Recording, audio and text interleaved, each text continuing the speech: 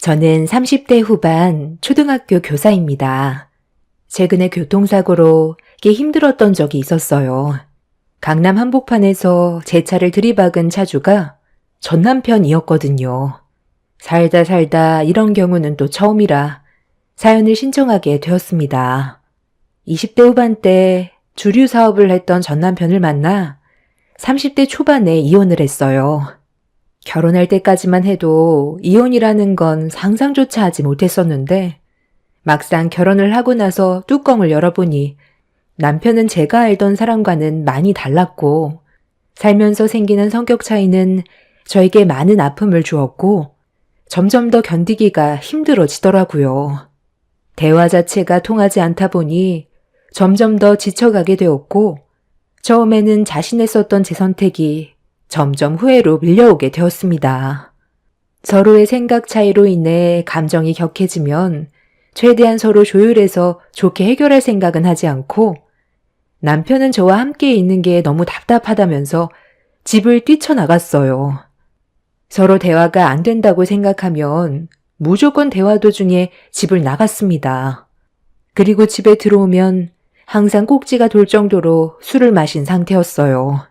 이러다 보니 남편을 좋아했던 감정은 점점 사라지게 되었고 되레 안 좋은 감정이 쌓이면서 분노로 바뀌기 시작했습니다. 연애 때와 다르게 처음엔 서로 맞춰가는 단계라 그럴 수 있다고 생각했지만 제 의견은 조금도 들어주려 하지 않는 모습들이 결국 이혼 생각까지 하게 만들었어요.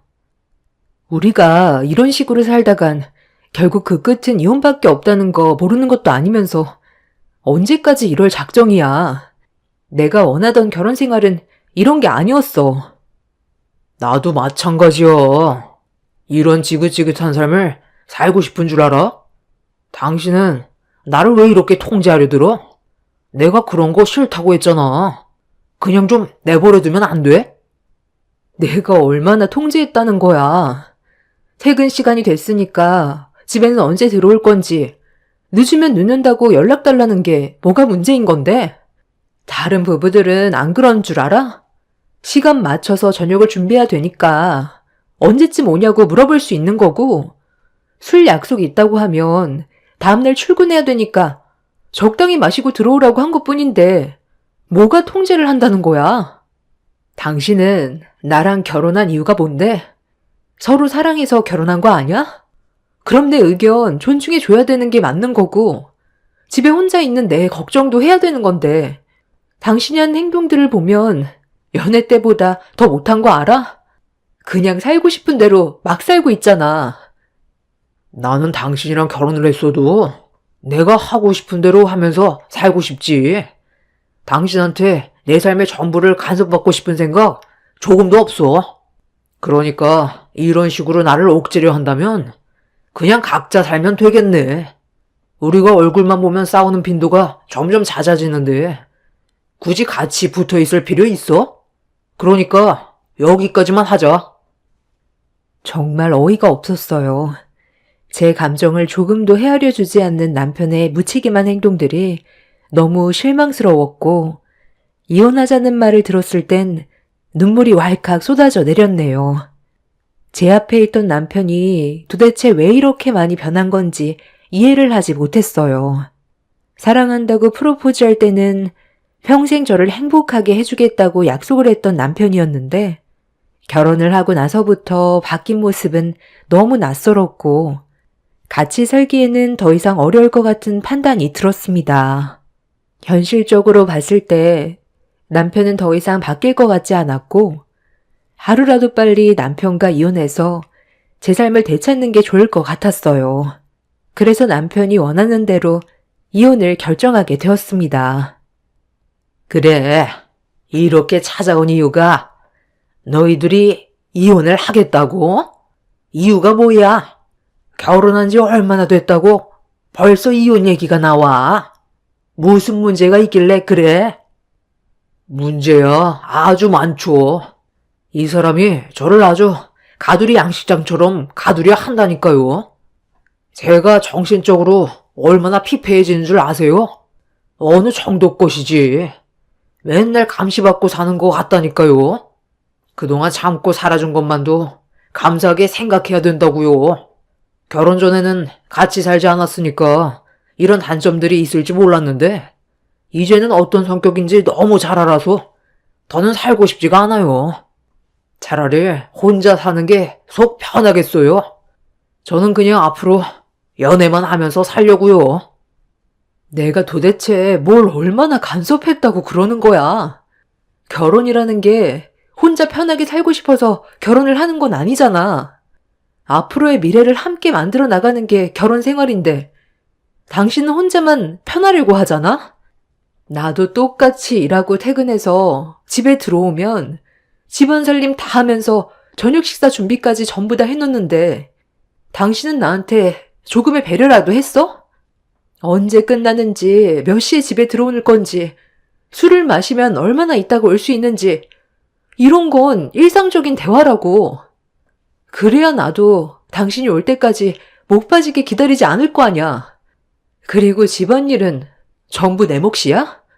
나는 당신을 먹여 살리기 위해서 결혼을 한 게 아니잖아. 집안일은 같이 해야 되는 건데 손가락 하나 까딱하지 않고 모든 걸 나한테만 떠맡기면 네 기분은 어떨 것 같아? 최대한 청소기 한 번은 돌려줄 수 있잖아. 입고 있던 옷들은 전부 다 훌러덩 벗어 던져버리고 쓰던 물건들은 제자리에 놓지도 않고 청소해 놓으면 맨날 어지르기만 하는데 이런 걸로 내가 당신한테 뭐라고 한 적 있어? 최대한 이해하고 잘 살아보려고 노력하는 걸 보여주면 당신도 뭐라도 좀 느끼고 변할 줄 알았어. 그런데 되려 나에게 더 큰 상처만 주잖아. 그만들 해라. 그래서 확실하게 이혼 결정한 거니? 너희들이 하는 얘기를 대충 들어보니까 아무래도 관계 회복을 위해선 아이가 있어야 할 것 같다. 너희 결혼한 지 벌써 2년이 넘어가는데 아직까지 아이가 없어서야 되겠어? 아이가 있으면 내 아들도 가정에 충실하고 책임감 있게 행동을 하지 않겠니? 그리고 너도 대충 들어보니까 너무 간섭을 많이 하는 것 같은데 내 아들이 싫다면 그냥 알아서 하게 좀 내버려 둬라. 어차피 때 되면 집에 들어오는데 애도 아니고 사사건건 참견하니까 이런 문제가 생기는 거잖아. 이거는 아직까지 좀 이른 것 같으니까 애부터 가져봐라. 그래야 집에도 일찍 들어오고 임신한 너를 위해 집안일도 해주지. 서로에게 문제가 있었을 때는 그만한 이유가 있는 거야. 내가 진작에 애부터 가지라고 몇 번을 얘기했어? 어머님, 저 지금 이 기분 상태로 이 사람의 아이를 가지고 싶지가 않아요. 그리고 아이를 가진다고 해서 책임감 있게 행동할 것 같지도 않고요. 오히려 제가 임신하면 아이 때문에 큰 소리 치지 못한다는 걸 이용해서 더 막 나갈 것 같은데요. 하루에도 몇 번씩 이 사람 때문에 스트레스 받는 일이 한두 가지가 아닌데 아이 가졌다가 유산할까봐 그게 더 걱정이네요. 지금 이 상태론 이 사람 더하면 더했지 아이 낳는다고 더 좋아지지 않아요. 결정한 대로 이혼할게요. 저도 이혼을 원하고 있어요. 이 사람한테 제 아이가 생긴다 해도 사람이 바뀌는 건 아니기 때문에 제 삶은 더 힘들어질 게 뻔하다고요. 아이를 가졌다간 제 인생 말아먹는다고요. 이 사람과는 연애 상대였지 결혼 상대는 아니었던 것 같아요. 저도 이혼할 생각이니 더 이상 설득하지 마세요. 저도 남편한테 정말 정 떨어져 버렸지만 남편도 저와는 더 이상 살고 싶어 하는 마음이 없는 것 같았어요. 결국 시모도 더는 말리지 않았고 옆에서 묵묵히 듣고 있던 시부는 더 이상 아무 말도 하지 않고 자리에서 일어나 방으로 들어가 버리셨어요. 그렇게 남편과 저는 짧은 결혼 생활을 끝으로 합의 이혼을 하기로 결정했는데 이 소식을 접하게 된 저희 부모님이 많이 놀라셨는지 직접 집으로 찾아오셨습니다. 퇴근하고 집에 들어가려던 도중 부모님께서 오시는 바람에 많이 놀랐지만 어차피 알게 되신 거라 당황하지 않고 부모님과 함께 집으로 들어왔어요. 남편한테 할 말이 많은 듯 보였습니다. 그렇게 현관문을 열자마자 충격적인 장면을 보게 되었고, 저는 너무 놀라 부모님을 급하게 집 밖으로 밀어냈지만, 이미 저희 부모님도 두 눈으로 전부 다 목격을 해서 입을 다물지 못하셨어요. 아니, 자네, 지금 그 차림으로 이게 뭐 하는 짓인가? 내 딸과 아직 서류에 이혼 도장도 찍지 않았으면서 벌써부터 이런 식으로 행동하는 건 내 딸에 대한 예의가 아니지. 오셨어요? 연락 한 통은 주고 오시지 그러셨어요. 그럼 이런 꼴도 안 보여드렸죠. 그리고 당신은 오늘 좀 늦는다고 하지 않았어? 오고 있으면 미리 문자라도 주지. 지금 우리 엄마가 뭐 하는 거냐고 물어봤잖아. 당신 옆에 있는 저 여자 누구야? 우리 아직 이혼 도장 찍지도 않았는데 내 앞에서 바람을 피우고 있는 거야? 바람이라니. 너랑 나는 이제 더 이상 함께할 이유가 없잖아. 어차피 이혼하기로 결정된 건데 내가 뭔 짓을 하든 상관없잖아. 그리고 이 집 당신 집이야? 내 집이잖아. 내 마음대로 할 수 있는 내 집이라고. 우리 민정이 많이 불편하니까 대충 짐 챙겨서 나가. 법정에서 보면 되는데 한 지붕 아래에서 더는 같이 있을 필요 없잖아. 내 딸이 좋다고 결혼하겠다며 허락받을 때는 언제고? 이제 와서 멋대로 이혼을 결정해? 대충 들어보니까 자네가 100번 1000번 잘못해놓고 어디서 큰 소리야? 그리고 이혼 전에 이런 식으로 행동하는 건 상대방에 대한 예의가 아니라는 거 몰라? 너 때문에 지금 내 딸 눈에서 눈물이 흘러나오고 있는데 아무렇지도 않냐고? 제가 뭘 어쨌다고 그래요. 서로 안 맞아서 이혼하는 것뿐인데 서로의 사생활은 모른 척하고 넘어갈 수 있잖아요. 오늘 다들 뭘 잘못 먹었어요? 내 집에서 언제까지 서 있을 거예요? 이제 그만 좀 나가주시죠. 오늘 해야 될 일이 상당히 많거든요. 장인어른, 장모님이 많이 흥분하신 것 같은데 그만 모시고 가세요. 저 잔소리 누구 닮았는지 이제야 알겠네. 장모님한테 보고 배운 거구만. 장인어른은 듣기 싫은 장모님 잔소리를 어떻게 참고 살아왔대요? 저는 잠깐 지금 몇 마디 들었는데도 스트레스가 확 올라오는데 정말 대단하십니다. 말 나온 김에 내일 법정에서 보고 이 집에 있던 짐들은 장인어른 집으로 전부 다 보낼게. 같이 산 지 얼마 되지 않아서 짐 정리는 금방 되겠네. 앞으로 이 사람이 나랑 함께 이 집에서 같이 살게 될 사람이거든. 당신보다 100배 1000배 좋은 사람이고 앞으로 평생을 함께해도 내가 행복할 것 같아. 그래서 오늘부터 내 집에서 생활하기로 했으니까 대충 챙길 것만 가지고 나가줬으면 좋겠어. 오래 걸리지 않지? 오빠가 왜 이혼을 했는지 알겠다. 얼굴부터가 질리게 생겼네. 그동안 얼마나 스트레스를 받고 살았겠어? 나 같아도 이혼하겠다. 내일 당장 도장 찍어. 네가 지금 이런 식으로 행동하면 내가 순순히 이혼해 줄 거라 생각했어? 그동안 나한테 왜 그렇게 쌀쌀맞게 대하고 집에도 잘 안 들어왔는지 이제야 알 것 같네. 네가 내 앞에서 저지른 행동에 대해선 절대로 좋게 넘어가지 않을 거고 너희들을 상대로 소송으로 갈 테니까 두고 봐. 얼굴이 못생겼으면 성격이라도 좋아야지. 저 여자는 성격도 아주 더럽네. 그쪽이 내가 우리 오빠랑 바람 피우는 걸 목격했어? 증거 있냐고. 증거? 지금 네가 걸치고 있는 거 봐봐. 그게 증거야. 엄마, 영상 좀 촬영해 주세요. 그거 당장 내놔. 네가 뭔데 내 잠옷을 걸치고 있는 건데? 저는 내연녀에게 달려가 입고 있던 옷을 강제로 뺏었어요. 내연녀는 절대로 뺏기지 않으려 했지만 분노가 극에 달한 저를 내연녀는 이기지 못했고 온 힘을 다해 옷을 뺏는 순간 내연녀는 속옷 하나 걸치지 않은 알몸인 상태였어요. 제 손에 들려있던 잠옷은 더러워서 쓰레기통에 처박았는데 비명을 지르면서 안방으로 도망친 내연녀를 용서하고 싶지 않아 따라 들어가려는 순간 남편이 제 어깨를 붙잡고 돌려 세우더니 사정없이 손을 올려 붙였어요. 저희 부모님은 남편의 충격적인 행동에 놀라선 달려들었고 그렇게 몸싸움이 벌어지는 사이 더는 참을 수 없었던 저는 있는 힘껏 남편의 다리 사이를 걷어차 버렸고 그대로 거품을 물면서 쓰러진 남편을 넘어가 안방문을 열었습니다. 내연녀는 급하게 옷을 입고 있었는데 정신 나간 내연녀는 제 속옷을 챙겨 입고 있었어요. 저는 정신 나갔냐고 입고 있던 속옷을 온 힘을 다해 뺏었는데 침대 옆에 찢어져 있는 속옷이 눈에 들어왔습니다.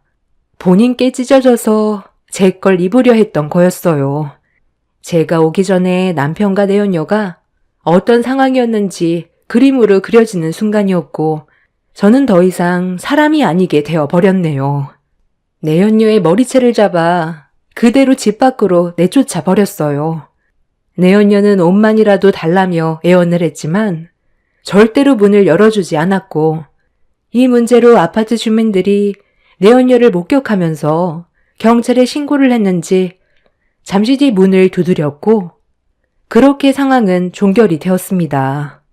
그날 이후 저는 남편과 내연녀에게 법적 소송으로 위자료를 받아낸 뒤 이혼을 하게 됐지만 한동안 정신적인 충격에서 벗어나지 못하고 있었어요. 일적으로 외엔 집 밖으로 나가지도 않았고 사람을 만나는 게 두려워져 아무것도 하지 않았는데 엄마는 그런 제가 걱정이 됐는지 저를 데리고 자주 여행을 다녔어요. 집에만 박혀 있으면 우울증이 더 심해진다고 무조건 돌아다녀야 한다면서 시간이 될 때마다 여행을 다니게 되었는데 그런 엄마의 노력이 저에게 도움이 많이 되었는지 어느 정도 시간이 지나면서부터 정상적인 생활이 가능해졌습니다. 그렇게 한 3년의 시간이 지난 뒤 다시 제자리를 잡아 열심히 살아가고 있었는데 엄마의 아는 지인이 있는데 괜찮은 남자가 있어서 소개해주고 싶다며 저를 설득하기 시작했어요. 남편과 이혼하고 3년밖에 안 지나서 마음의 상처가 완전히 회복이 되지 않은 상태였고 또다시 과거의 삶들이 반복이 될까봐 두려워서 거절을 했는데 엄마는 과거의 일 때문에 남은 앞날까지 망치지 말라며 사람에게 상처받은 건 사람한테 치유를 받아야 한다면서 선자리를 강행했어요. 엄마가 하도 부탁하는 바람에 어쩔 수 없이 선자리를 나가게 되었는데 미리 와서 기다리고 있던 한 남자는 차분한 성격을 가지고 있는 사람이었어요. 엄마의 부탁으로 나온 자리라 예의만 갖추고 집으로 돌아갈 생각을 가지고 있었는데 식사를 하면서 나누게 된 대화가 생각했던 것보다 서로 맞는 부분들이 너무 많았고 간단하게 식사만 하려 했던 자리가 저녁 늦게까지 이어져 버렸어요. 더 놀라웠던 건 상대방도 저와 비슷한 아픔이 있었는데 그런 점들이 공감대가 형성되었는지 전날인데도 깊은 대화를 이어나갈 수가 있었습니다. 그날 하루만 만나고 끝낼 관계라고 생각했는데 서로 얼굴을 보게 되는 날이 점점 더 많아졌고 알면 알수록 정말 괜찮은 사람이라는 걸 만나면서 계속 느끼게 되었습니다. 하지만 결혼은 섣불리 할 수가 없었어요. 전 남편도 저와 연애할 때는 저에게 정말 잘해줬었지만 결혼 이후 달라진 모습들 때문에 이혼을 했던 터라 또다시 그런 일들이 반복이 될까봐 결혼을 망설였어요. 그리고 그 사람은 그런 제가 마음의 결정을 내릴 수 있게 충분한 시간을 주면서 항상 한결같은 모습으로 저를 감동시켜 주었고 저와 그 사람은 결국 결혼까지 이어지게 되었습니다. 처음은 실패를 했지만 두 번은 실패하고 싶지 않았어요. 그래서 상대방에게 많은 노력을 기울였고 지금의 남편도 제가 노력하는 것보다 더 많은 걸 노력해 주었습니다. 마음이 맞는 사람과 행복하게 잘 살다 보니 자연스럽게 아이까지 생겨 아들 하나나 안정적인 가정을 이끌어 나갈 수 있었어요. 그렇게 제 삶에는 더 이상의 불행은 없었고 행복한 삶을 살아가고 있었는데 어느 날 전혀 상상하지도 못했던 엄청난 일이 눈앞에 펼쳐지게 되었습니다. 그날은 제가 시댁 식구들을 태우고 예약해두었던 식당으로 향하던 중이었는데 신호가 바뀐과 동시에 출발을 했는데 갑자기 옆에서 제 차량을 들이받았고 강남 한복판에서 충돌 사고가 일어난 일이 있었어요. 옆자리에 타고 있던 남편과 뒷좌석에 타고 있던 시댁 식구들은 어떻게 된 거냐고 상황 파악을 하고 있었는데 저와 충돌을 했던 차량에서 한 남자가 내리더니 운전석 쪽으로 다가와 당장 내리라고 문을 강하게 두드렸습니다. 검은색 모자를 푹 눌러쓴 남자는 저에게 막말을 퍼부면서 분위기를 압박하길래 저는 일단 차에서 내려 어떤 상황인지 설명을 했어요. 그런데 모자를 눌러쓴 남자가 고개를 들더니 제가 잘못을 한 거라면서 더 큰 목소리로 화를 내기 시작했고 차가 많이 막히던 강남 한복판에서 상황이 점점 더 심각해지던 그 순간 저는 모자를 쓴 남자와 눈이 마주쳤고 서로는 몇 초간 아무 말 없이 바라만 봤어요. 저도 놀랐지만 상대방도 많이 놀랐는데 그 이유는 제 앞에 서 있던 사람은 예전에 이혼을 했던 전 남편이었습니다. 뭐야? 당신이었어? 너는 나랑 무슨 악연이 있길래 이런 식으로 또 만나냐? 오늘 하루 너 때문에 기분 다 잡쳤잖아. 눈 감고 운전해? 이래서 여자들은 운전대를 잡으면 안 된다는 거야. 너 때문에 내가 지금 중요한 약속이 있는데 늦었잖아. 그리고 지금 내 차에 누가 타고 있는지 알아? 임산부가 타고 있다고. 나야말로 너를 강남 한복판에서 만날 줄은 정말 몰랐네. 그런데 나는 내 신호 받고 제대로 갔거든? 블랙박스에 전부 다 찍혀 있으니까 여기서 이러지 말고 일단 차부터 빼는 게 좋을 것 같은데. 교통 정체되잖아. 너는 그때나 지금이나 성격은 정말 거지 같구나? 무조건 큰 소리 친다고 지금 상황이 해결되니? 뭐라고? 누가 잘못을 했는데 어디서 큰 소리야? 네가 정상적으로 차선을 몰고 갔으면 이런 일은 생기지도 않았을 거라고. 이 차가 얼마짜리인지 알기나 해? 차 수리비에 병원비에 임산부까지 위험하게 만들었으니까 합의금으로 당장 5천 내놔. 걸치고 있는 거 보니까 꽤 잘 나가는 것 같은데 5천 정도면 싸게 쳐주는 거야. 적반하장도 유분수지. 5천? 너는 인생이 참 편하지? 그냥 보험사 부를 거니까 차나 갓길에서 빼지 그래. 그때나 지금이나 정말 너는 인생에 도움이 안 되는 존재다. 야, 방금 뭐라고 그랬어? 너는 이게 지금 간단한 문제 같아? 어디서 우리 남편한테 큰 소리야? 내 배 안 보여? 임신했다고. 뱃속의 아이가 얼마나 놀랐는지 알아? 저기요, 내가 봐도 그쪽들이 잘못한 것 같은데 다짜고짜 큰 소리부터 치지 말고 일단 차부터 한쪽으로 빼시죠. 당신은 일단 보험사부터 불러. 너 결혼했냐? 어쩐지 걸치고 있는 것들이 가격 좀 나가 보이던데 호구 하나 제대로 잡았나 보네? 이왕 이렇게 된 거 나도 좀 뜯어 먹어야겠다.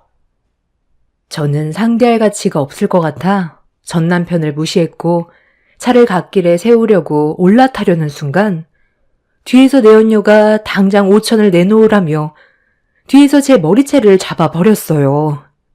그대로 바닥으로 쿵 하고 나가 떨어진 저는 순식간에 당해버려 숨이 턱 막힐 정도로 고통을 느끼고 있었는데 차에 올라탔던 남편이 제 쪽으로 급하게 달려와 내 언니와 전 남편을 강하게 밀쳤어요.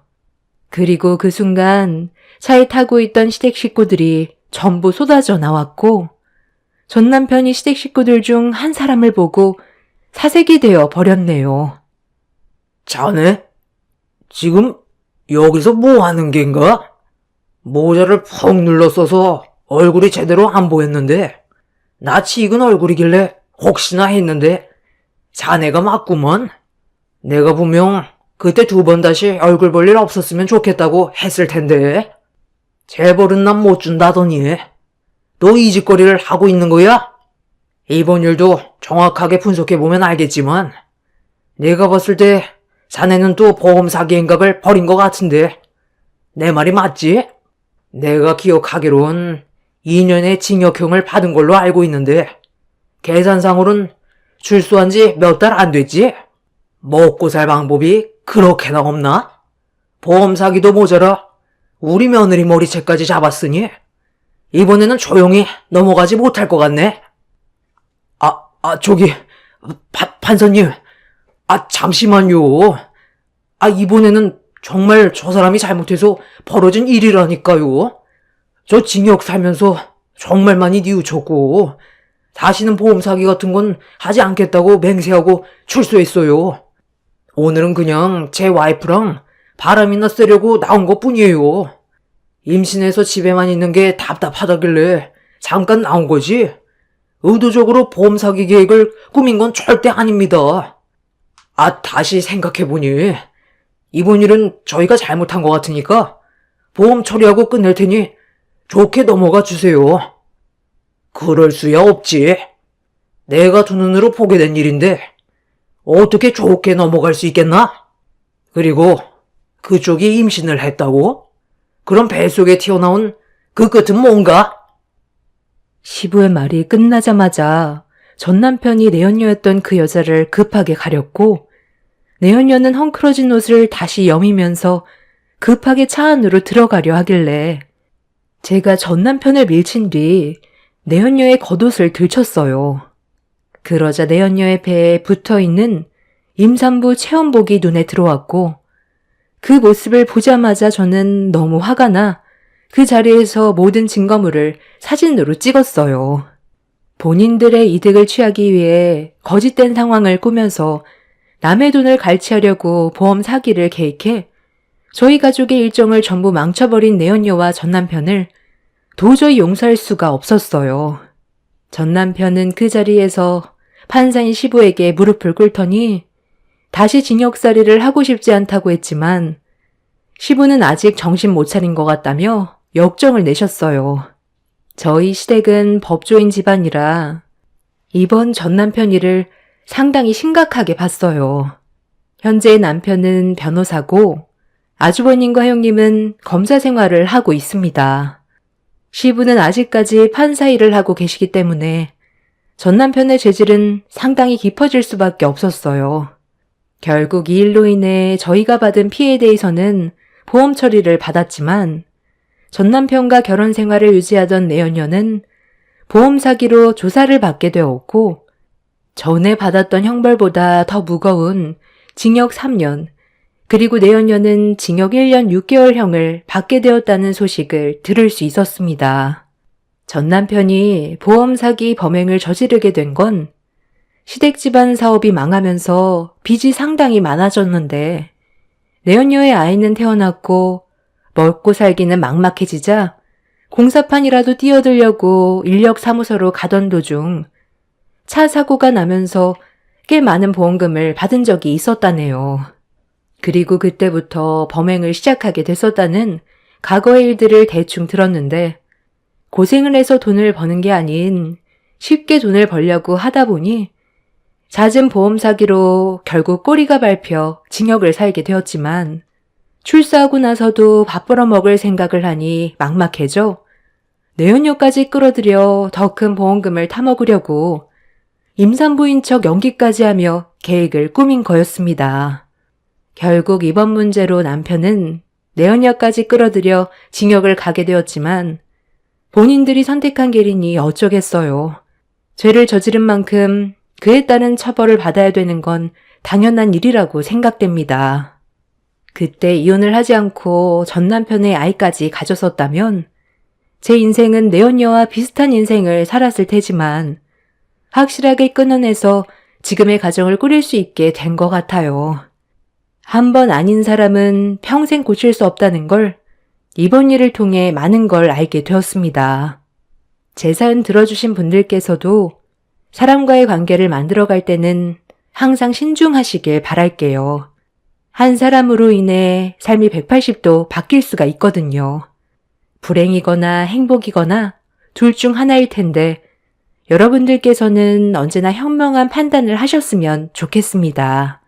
감사합니다. 안녕하세요. 저는 30대 중반 여자입니다. 작년 이맘때쯤에 충격적인 사건 하나가 온 집안을 쑥대밭으로 만들었는데요.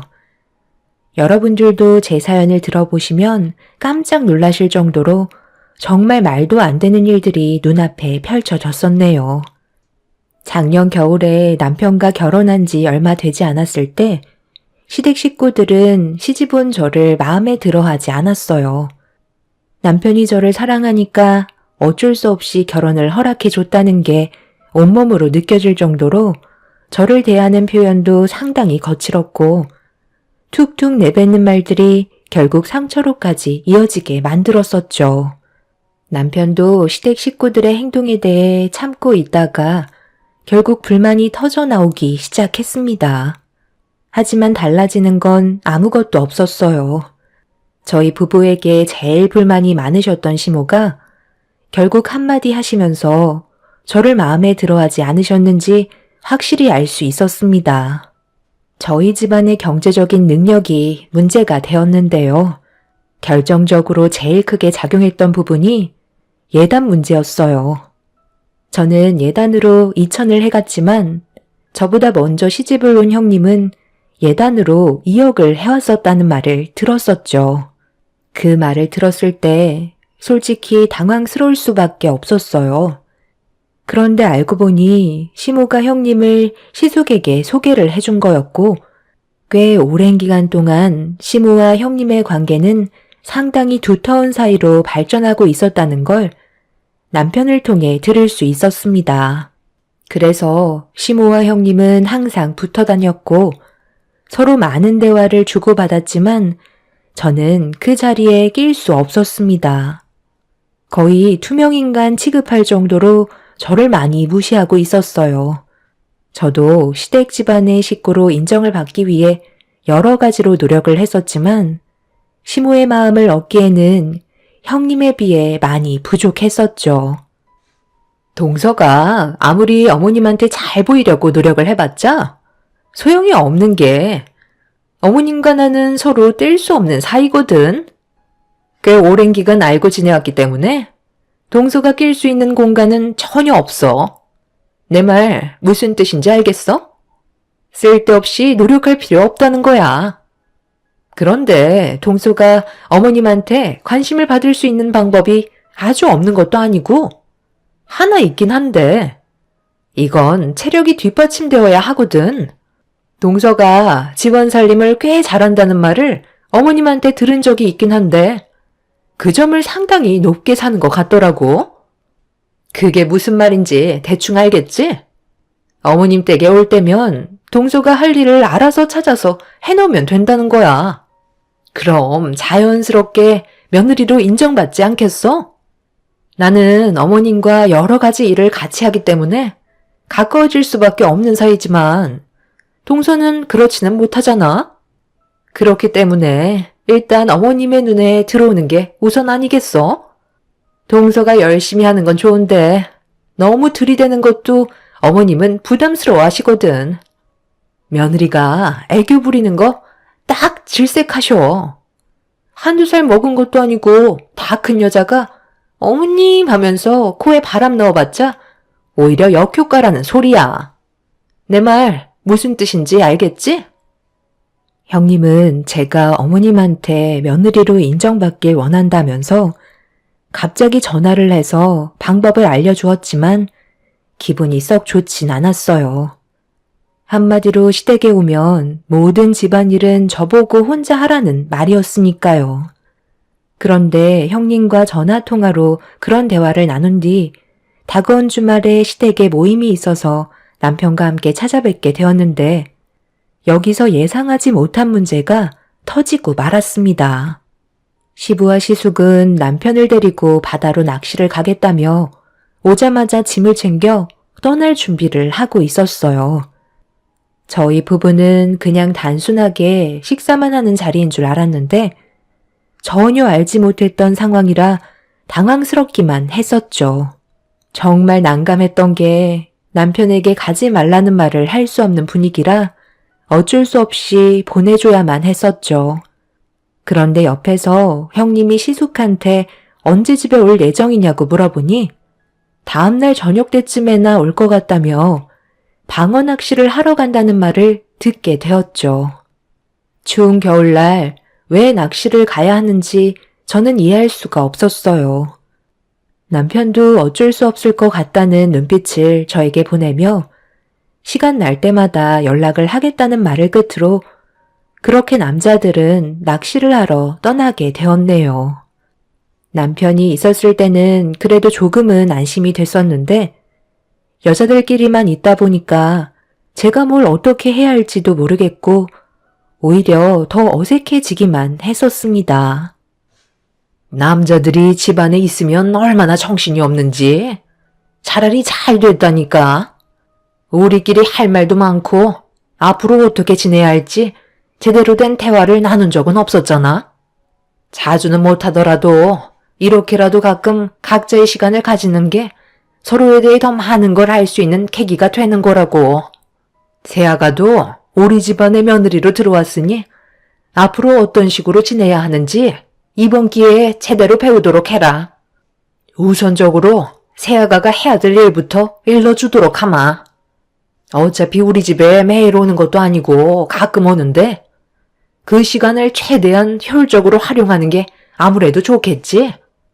우리 집에 들어오자마자 음식은 기본적으로 해야 되는 거고 식사가 끝이 나면 빠르게 설거지를 한 다음 그동안 밀려있던 집안 청소와 함께 빨래까지 전부 다 해결해 줬으면 좋겠다. 그리고 가끔 대청소 한번 해주면 더는 바랄 게 없을 것 같은데 그렇게 해줄 수 있지? 제가 그렇잖아도 전화로 먼저 얘기했었어요. 저희 집안 식구가 되는 게 어디 쉽나요? 가진 게 없으면 몸으로라도 때워야죠. 말 나온 김에 오늘 대청소나 한번 하는 걸로 하자.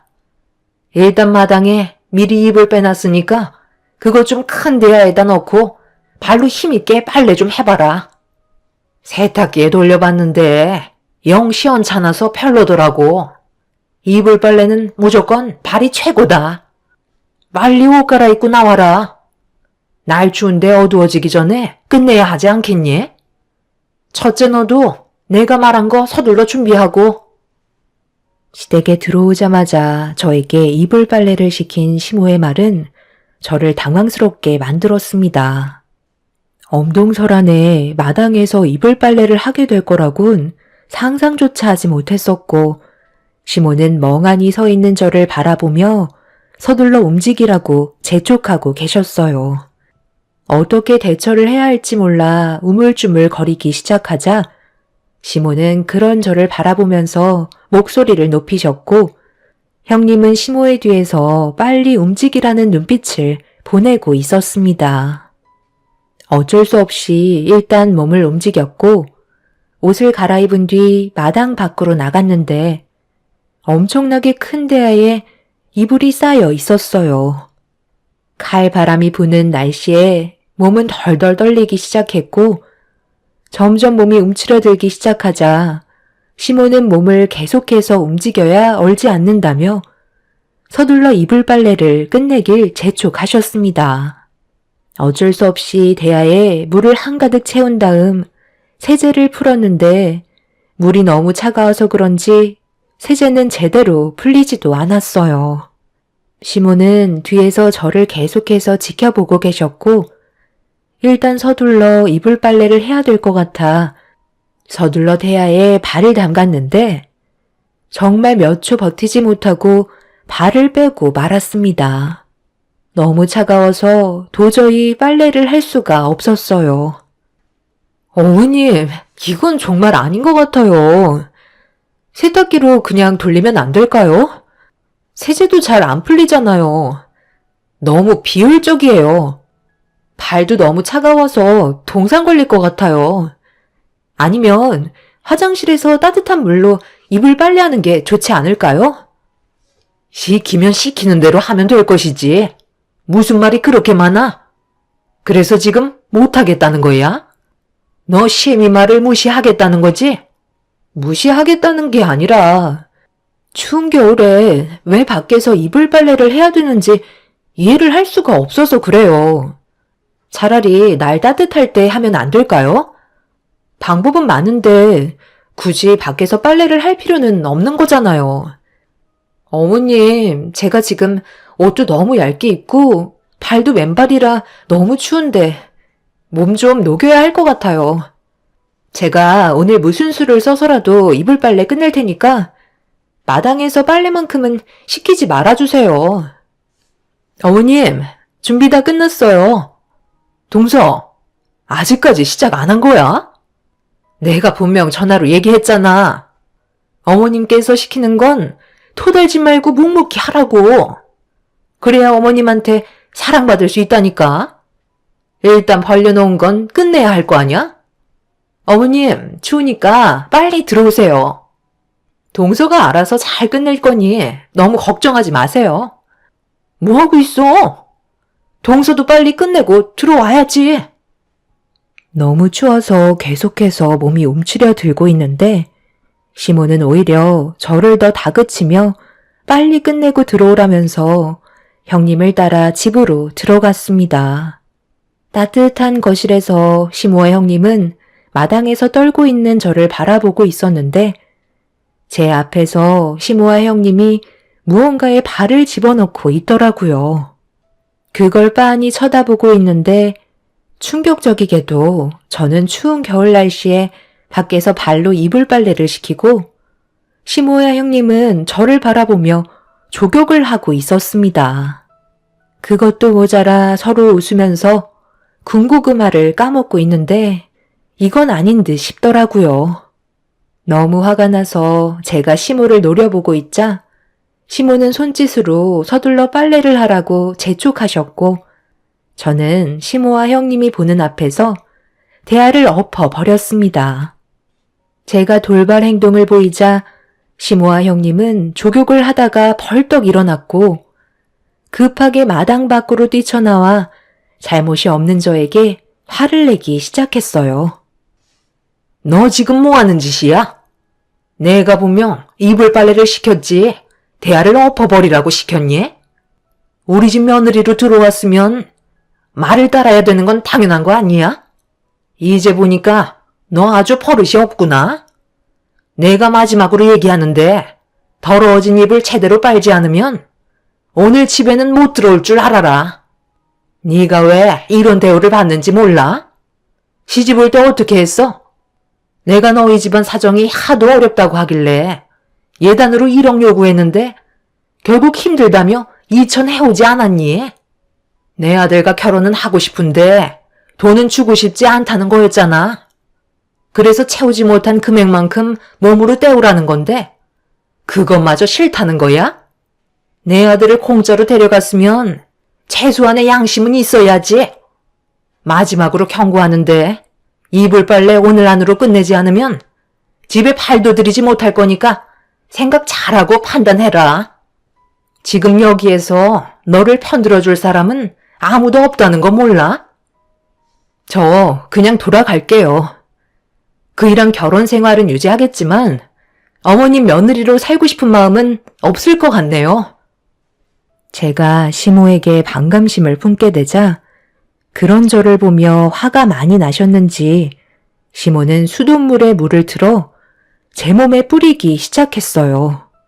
온몸이 찬물에 젖어버렸고 찬바람으로 인해 체온이 급격하게 떨어지기 시작하면서 입술이 떨려오고 있었습니다.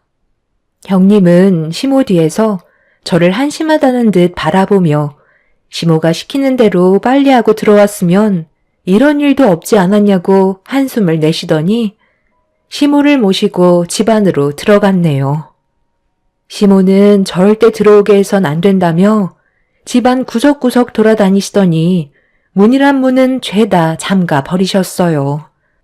시모의 행동은 제가 어떻게 돼도 상관없다는 걸 확실하게 느낄 수 있었죠. 그리고 마지막으로 제 얼굴을 보시며 이불 빨래를 빨리 끝내라는 손짓을 끝으로 커튼을 치셨습니다. 너무 화가 나고 제가 왜 이런 대접을 받아야 하는지 이해할 수가 없어 결국 참고 있던 눈물이 쏟아지고 말았습니다. 일이 이렇게 된 마당에 이불 빨래하는 건 제 자존심이 용납할 수 없었고 더 이상 눈앞에 아무것도 보이지 않았어요.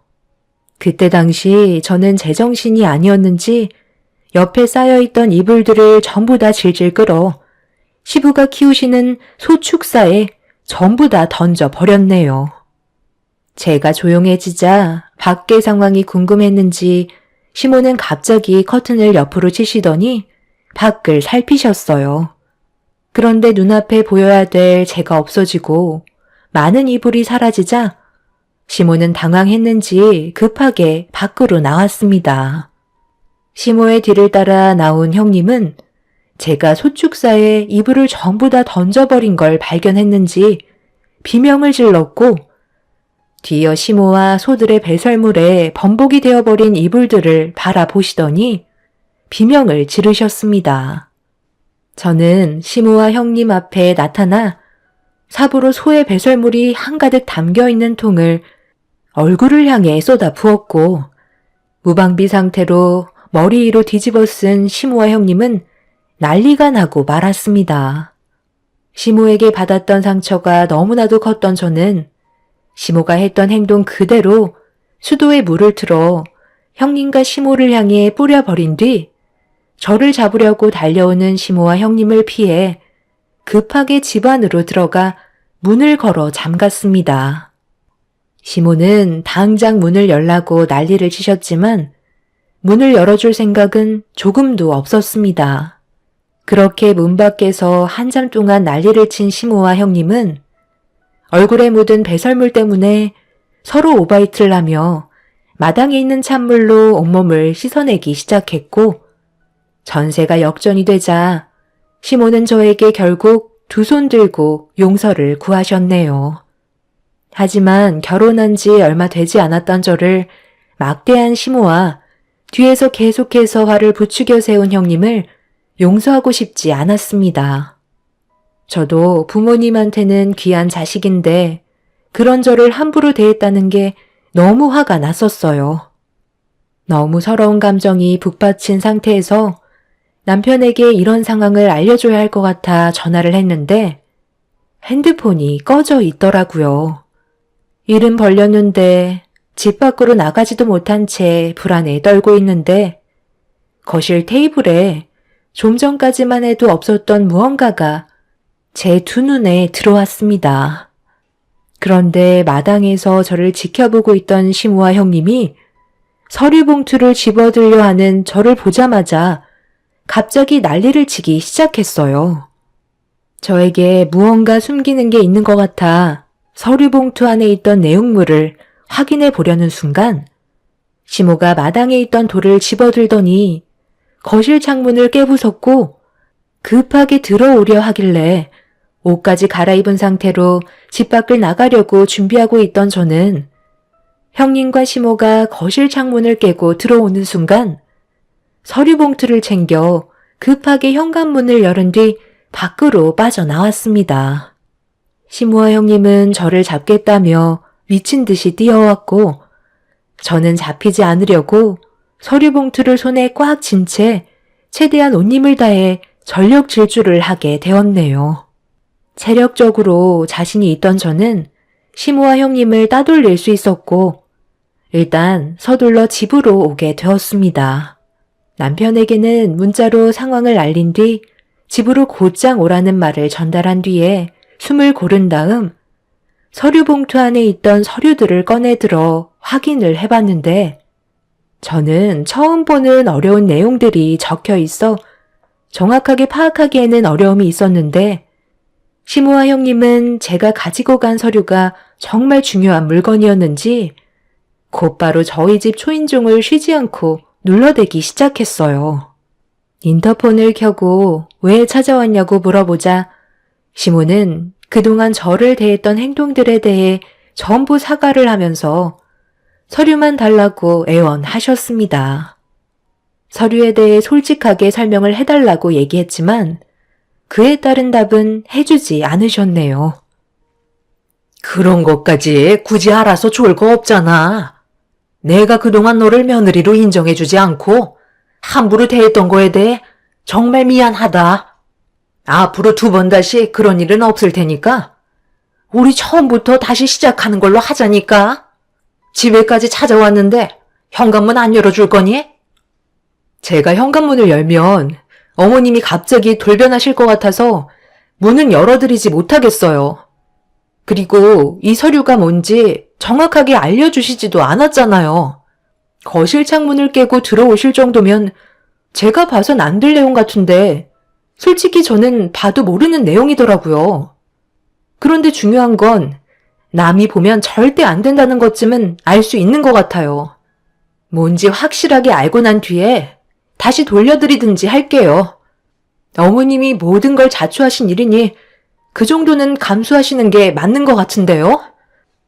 어차피 동서가 알아봤자 득될 건 하나도 없어. 그건 어머님이랑 내가 사업자 준비하고 있던 서류들이라 중요해서 그런 것 뿐이야. 가족끼리 굳이 얼굴 붉힐 필요는 없잖아?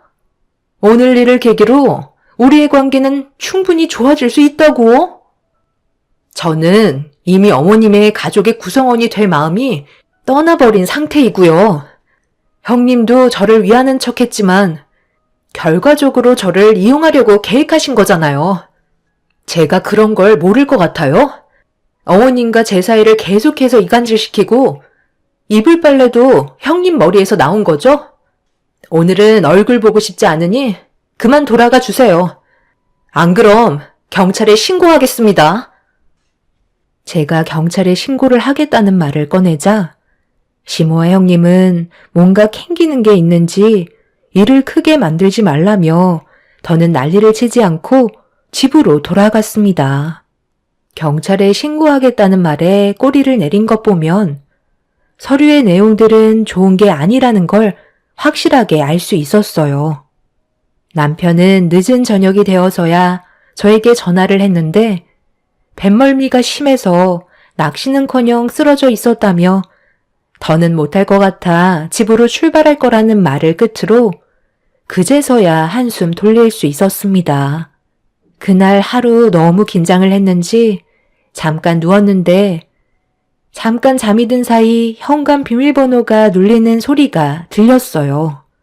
그 소리를 듣고 침대에서 일어나 현관문을 열며 들어오는 남편을 반기는 순간 문이 닫히지 않고 다시 반대로 열렸습니다. 그리곤 시모와 형님이 저를 향해 달려들었어요. 남편도 놀랐는지 급하게 시모와 형님을 말렸지만 이미 제 머리는 시모의 손에 쥐어져 있었네요.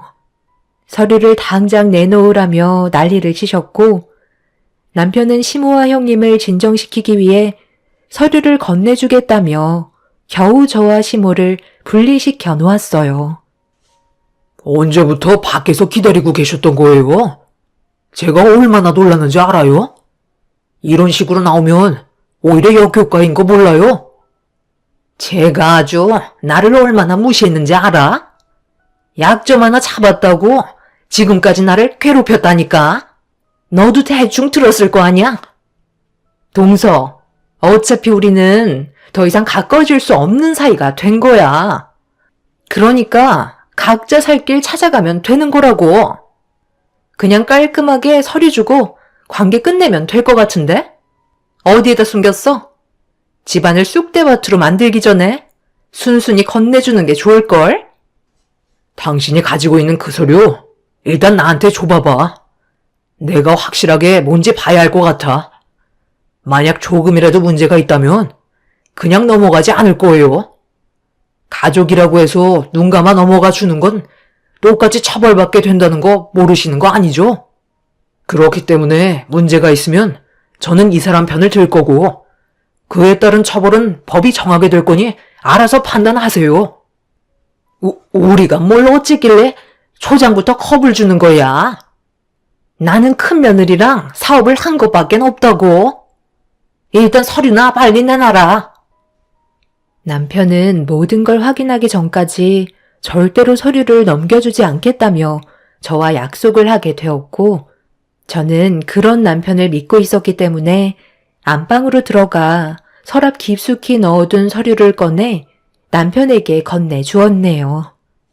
그 순간 시모가 서류를 빼앗으려고 자리에서 일어나 발버둥치기 시작하자 남편은 시모를 강하게 밀치더니 서류를 꺼내들어 확인하기 시작했어요.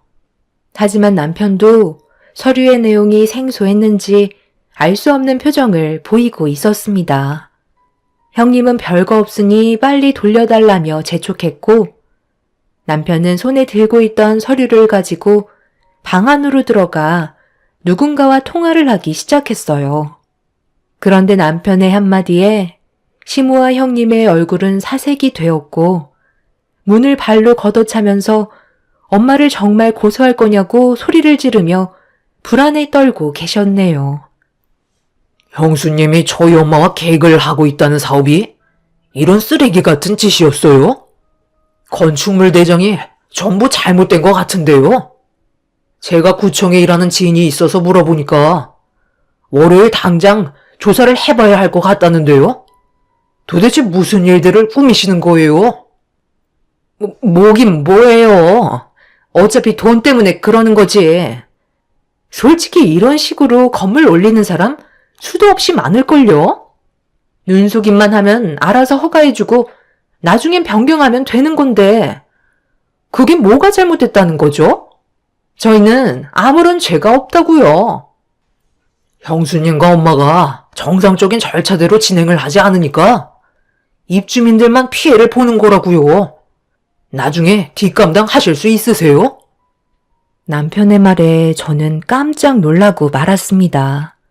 제가 꺼낸 건축물 대장의 내용은 형님과 시모는 건물을 올릴 때 근린생활시설의 목적으로 건물을 올렸었지만 준공검사가 끝이 나고 용도 변경을 임의적으로 했다는 게 문제가 되는 거였어요. 근린생활시설이란 슈퍼마켓이나 의원, 세탁소 같은 편의시설이 들어가기 위한 건물이기 때문에 여기에는 취사시설이나 바닥 난방 같은 걸 설치할 수가 없는데요.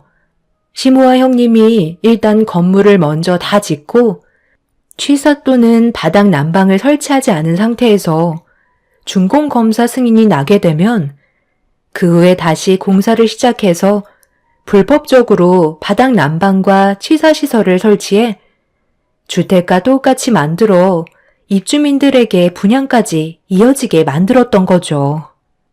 시모와 형님은 관할 구청을 속이면서 이런 일을 반복적으로 해왔고, 여기서 문제는 근생 빌라라고 불리는 불법 용도 변경에 따른 피해가 건축주인 시모와 형님에게 이행 강제금을 부과하는 게 아닌 분양을 받은 소유자들한테 부과를 한다는 게 문제였어요.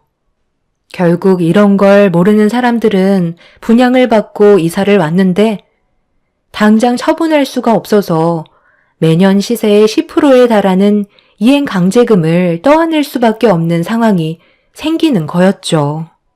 형님과 시모가 이렇게까지 하는 이유는 똑같은 면적에 많은 세대를 만들 수 있다는 것과 주차면이나 층수의 제한을 덜 받기 때문에 건물을 올릴 때 최대한 많은 돈을 벌기 위한 수법을 사용했던 거였죠. 이런 부분에 대해 제대로 알지 못하는 사람들은 결국 아무것도 모른 채 피해를 떠안아야 한다는 게 너무 큰 문제였어요. 그래서 시모와 형님은 이런 사실을 숨기기 위해 제가 들고 온 건축물 대장 서류를 악착같이 빼앗으려 했던 거였네요. 그런데 심하게는 아무것도 모른 채 살고 계시던 분들의 건물이 철거 명령이 내려질 수도 있다는 경우도 생긴다는 거였죠. 모든 사실을 알게 된 남편은 절대 그냥은 넘어갈 수 없다는 말로 결정짓게 되었고, 시모와 형님은 주변에서도 불법 용도 변경으로 건물을 올리는 사람들이 정말 많다면서 아무 말 하지 않으면 조용히 넘어갈 수 있는 문제라고 한 번만 살려달라며 애원하고 있었습니다. 하지만 남편의 마음을 바꿀 수는 없었고 결국 이 문제는 법적으로까지 들어가고 말았습니다. 그동안 시모와 형님은 이런 식으로 건물을 올려 많은 사람들에게 피해를 주면서 많은 이익을 취하며 살고 있었어요. 두 분이서 벌인 일들은 결국 고스란히 떠안게 되는 상황이 생겨버린 거였죠. 이런 사실을 아시게 된 시부와 시숙 또한 전혀 모르고 있었는지 아무런 대응도 해주지 못한 채 두 눈 뜨고 지켜볼 수밖에 없었네요. 그렇게 많은 사람들이 시모에게 찾아와 고소를 진행했고 그에 따른 피해 금액 또한 어마어마했어요. 결국 엄청난 빚과 함께 불법적으로 이행했던 사업들은 전부 주저앉고 말았습니다. 그로부터 1년이 지난 지금 저희 부부는 시모와 인연을 끊고 잘 살고 있지만 시모는 감당하기 힘든 빚을 떠안게 되면서 시부에게 쫓겨나고 말았네요. 시숙 또한 형님의 잘못된 행동으로 인해 피해를 보고 싶지 않았는지 결국 이혼을 선택하게 되셨습니다. 만약 제가 그 서류를 발견하지 못했다면 지금도 많은 분들이 피해를 보고 계셨을 걸 생각하니 너무 소름이 돋습니다. 제 사연을 통해 같은 피해를 받으시는 분들이 안 계셨으면 좋겠네요. 두 번 다시 시모와 형님이 제 앞에 나타나지 않았으면 좋겠어요. 제 사연 들어주신 분들 감사합니다.